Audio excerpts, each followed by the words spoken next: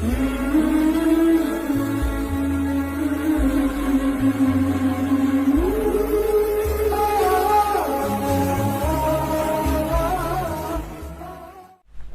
علیکم ورحمۃ اللہ وبرکاتہ۔ میرے عزیز دوستو، آج ہم ایک ایسے مدعے پہ بات کرنے جا رہے ہیں جس نے مسلمان کے تمام شعبوں کو متاثر کر کے رکھ دیا۔ ہم آج ایک ایسے مدعے پہ بات کرنے جا رہے ہیں جس نے مسلمان کے تمام شعبوں کو تخت تہراج کر دیا۔ جی ہاں، میں بات کرتا ہوں فتنوں کی۔ مدت دراز سے عالم اسلام طرح طرح کے فتنوں کا شکار چلا آ رہا ہے۔ اس میں کچھ ایسے فتنے ہیں جو اندرونی ہیں اور کچھ ایسے فتنے ہیں جو بیرونی ہیں۔ ان فتنوں میں کچھ ایسے فتنے ہیں جن کا اثر مسلمان کے عقائد پہ رہا اور کچھ ایسے فتنے ہیں جن کا اثر مسلمانوں کے اعمال پہ رہا۔ اس لیے جب ہم آج اس دور میں اپنے نظریں دوڑاتے ہیں تو ہمیں ایسے مسلمان بھی نظر آتے ہیں جنہوں نے اسلام سے کچھ مخصوص اعمال لیے ہوئے ہیں اور اسی کو اسلام سمجھ بیٹھے۔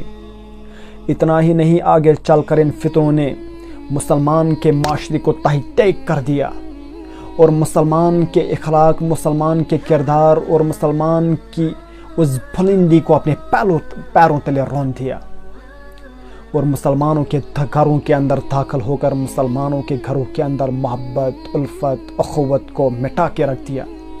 محبت، الفت اور اخوت کی جگہ فتنوں نے وہاں حسد، بغض اور کینہ بھر دیا اور ہمارے گھروں کے اندر داخل ہو کر، مسلمانوں کے گھروں کے اندر داخل ہو کر ان فتنوں نے آج ایک باپ کو اپنے بیٹے سے جدا کر دیا تو کہیں بیٹے کو اپنے باپ سے جدا کر دیا، کہیں اپنی ماں کو اپنی بیٹی سے جدا کر دیا تو کہیں اپنی ماں کو اپنی بیٹی سے جدا کر دیا، اور کہیں ان فتنوں نے مسلمان کے گھروں کو تخت و تہراج کر ڈالا اور ان فتنوں نے مسلمان کو ذب و حال کر دیا اور ان فتنوں نے مسلمانوں کے سوسائٹی کو ذب و حالی کا شکار بنا دیا۔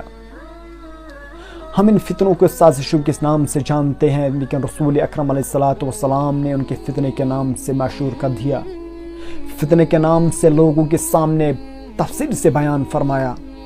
رسول اکرم علیہ السلام نے اپنے صحابہ کے سامنے ایک ایک فتنے کا تذکرہ فرمایا، فتنے اٹھانے والے کا نام فرمایا اور فتنہ پھیلانے والے کا نام بتایا، کھول کھول کر فتنے کو بیان فرمایا۔ رسول اکرم علیہ السلام نے ہمیں جہاں فتنوں کی تعلیم دی اور وہاں یہ بھی بتایا کہ ان فتنوں سے کس طرح لڑا جائے۔ فتنوں کے میدان میں ہمیں اپنے ایمان کو مضبوط بنانا چاہیے اور اپنے ایمان کی شاخیں آسمان کی فضا میں لہرانی چاہیے اور اپنے ایمان کی جڑیں زمین میں گاڑنی چاہیے اور فتنوں کا مقابلہ کرنا چاہیے۔ اسی طرح رسول اکرم علیہ السلام کے نقش پر سلف و صالحین چلتے ہوئے انہوں نے اپنی کتابوں میں، بڑے بڑے کتابوں میں فتنوں کے بڑے بڑے باب باندھ دیے۔ امام بخاری نے بخاری شریف میں ایک فتنوں کا بہت بڑا باب باندھ لیا۔ اسی طرح امام مسلم آئے اور اس نے مسلم شریف کے اندر ایک بہت بڑا فتنے کا باب باندھ لیا اور تمام محدثین نے کتاب الفتن کو مستقل بیان کیا اور فوقتاً عوام کے سامنے ان فتنوں کا تذکرہ کرتے رہے اور احادیث اور قرآن کی روشنی میں لوگوں کو اس فتنے سے باور کرتے رہے۔ لیکن آج کے اس پرفتن دور میں ان فتنوں نے ہمارے علماء کو بھی پیچھے نہیں چھوڑا، یہ علماؤں پہ بھی حملہ آور ہوئے۔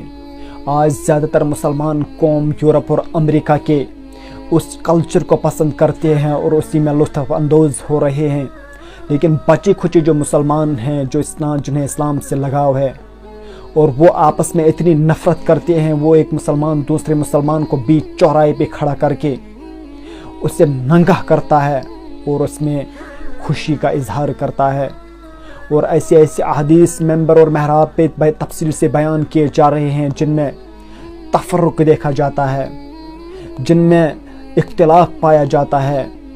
اور پھر کب وقت آئے گا جب رسول اکرم علیہ السلام کی احادیث لوگوں کے سامنے بیان کیے جائے، اور وہ وقت کون سا ہوگا؟ خدا نخواست اگر آج دجال کا ظہور ہوا، ہم نے کس سسٹم کو تیار کیا ہے جو ہمیں مدد کرے کہ اس دجال سے لڑنے کی؟ کیا ہمارے اندر اتنا مضبوط ایمان ہے کیا ہمارے دلوں میں ایمان اور اسلام سرشار ہیں کہ ہمارے اندر اتنی قوت ہے کہ ہم دجال سے لڑ سکے؟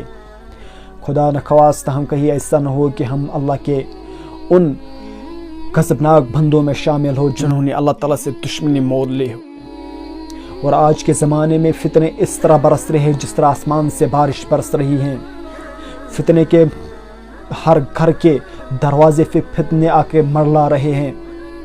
اور دولت کا فتنہ ہی لیجئے، آج ہمارے سڑکوں پہ، ہمارے دکانوں پہ ہمارے بزرگ، ہمارے جوان اور نبی اللہ تبارک و تعالیٰ کا بندہ تصور کرنے کے باوجود، نبی علیہ الصلوۃ والسلام کا امتی تصور کرنے کے باوجود اس بات کا بڑے ذوق و شوق سے اعلان کرتا ہے کہ اگر آج دولت نہیں ہوگی، اگر آج پیسے نہیں ہوں گے تو زندگی کسی کام کی نہیں۔ ان جاہلوں کو بتانا چاہیے کہ میرے رب نے قرآن میں فرمایا ان الذین کفروا لن تغنی عنہم اموالہم ولا اولادہم من اللہ شیئا واولئک هم وقود النار۔ اور جو اپنے آپ کو مسلمان سمجھ رہے ہیں وہ ایسے باتیں کر رہے ہیں، قرآن کا کچھ پتہ نہیں، حدیث کا کوئی گیان نہیں، رسول اکرم علیہ الصلوۃ والسلام کے طریقوں کی دھجیاں اڑا دی۔ ہمیں چاہیے کہ ہمیں ہر طرح کے فتنوں کو نظر انداز نہیں کرنا چاہیے۔ اور فتنۃ النساء لیجیے جس میں آج تمام جوان ملوث ہوئے ہیں، یہاں تک کہ بزرگ بھی اس چیز سے بچے ہوئے نہیں ہیں۔ اور فتنۃ النساء کے بارے میں میرے رب نے بھی قرآن مجید میں تذکرہ فرمایا، زُيِّنَ لِلنَّاسِ حُبُّ الشَّهَوَاتِ مِنَ النِّسَاءِ۔ رسول اکرم علیہ الصلوۃ والسلام نے بھی اس چیز سے بچنے کی تلقین فرمائی۔ اور ہمیں تمام فتنوں سے بچنا چاہیے۔ اور یہ آج ہمارے ان علماء کی ذمہ داری تھی جن علماء کرام آج اختلاف میں بھرے پڑے ہیں، اختلاف میں گھرے ہوئے ہیں۔ انہیں چاہیے تھا اپنے قلم کو طوفان جیسی روانی دے اور ان فتنوں کو اپنے زیر قلم، زیر نقوش لا کر اس معصوم عوام کے سامنے رکھنا چاہیے تھا۔ اور انہیں بتانا چاہیے تھا ڈر ڈر کے، سسک سسک کر، رو رو کر زندگی دراز نہیں ہو جاتی۔ اگر اللہ تعالیٰ نے زندگی عطا کی، دنیا کا کوئی طاقت نہیں ہے، مغربی ممالکوں میں کوئی ایسا طاقتور ملک ہے ہی نہیں جو آپ کے جسم سے یہ سانسیں الگ کر سکے۔ ہاں، اگر اللہ تعالیٰ نے ظلم کو کہیں مہلت دی تو اس میں ہمارے لیے کوئی بڑی بات ہوگی، اس میں ہمارا خیال رکھا گیا ہوگا۔ اور ہمیں اللہ تبارک و تعالیٰ کی قدرت کو نظر انداز نہیں کرنا چاہیے اور فتنوں سے بچنا چاہیے۔ اسی لیے اللہ تبارک و تعالیٰ سے دعا مانگیں گے، اے اللہ ہمیں ان تمام فتنوں سے دور رکھ اور ان تمام فتنوں سے پاک رکھ، اور ہمیں اس سے ایمان دے جو ایمان کبھی کبھار صحابہ کے اندر بھی تھا اور سلف و صالحین کے اندر بھی تھا۔ وآخر دعوانا ان الحمد للہ رب العالمین۔